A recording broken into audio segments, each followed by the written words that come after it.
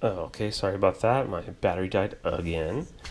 So, I last stopped at where we were semi closest to tearing here. So I'll just sort of, move these little general area, their own little general area, but I don't want them to touch. So as you tell, just kind of by eyeballing, that's not too bad as far as proportion and equality is concerned.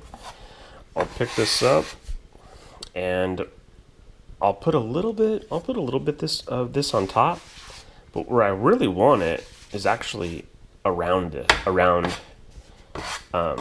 dough, and you'll see why.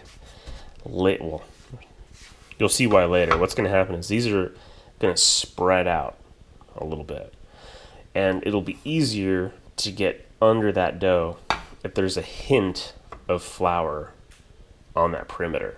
Otherwise, what's going to happen is if we like really cleaned up around these loaves, is they would spread out. This is a high hydration dough. They would spread out and they would just sort of bleed into moisture wise. I mean, you're not going to come back to a puddle of water here, but it will bleed moisture wise into this wood, and it's going to not glue itself, but it's going to be really sticky and hard to get under there. And what you don't want to do is get this far after X amount of hours, try and get under this dough. You go to pick it up and it just tears on you. It's infuriating. It's happened to me when it's too hot. It tends to happen as well. So you have a light dusting of flour, slight insulator.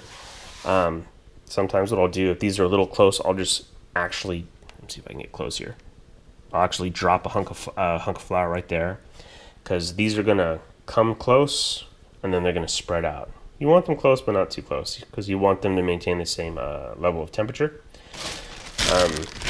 If you have a big piece of plastic, that's great. And this is actually just too small, in my opinion, because these are probably going to extend to about here. So what I'll probably do is I'll leave this on here despite it being too small, because it will maintain the temperature. Okay, it'll protect it from getting dry, and then I'll just lay a big kitchen towel over it. So we'll pick up there. After that, we're going to do a final shape. That's the, almost like the rolling the flaps onto themselves. We're going to throw them in the bannetons. We're going to throw them in the fridge. And they're going to stay there pretty much for at least 12 hours to 24 hours, whenever it is I feel like baking. It may not even be tomorrow. If I'm just feeling lazy and I feel like, watching my neighbor with binoculars through my window till 2 in the morning, and that's what I feel like doing. I don't feel like doing this. That's what I'll do. So let me cover this. We'll see how we're looking in a little bit.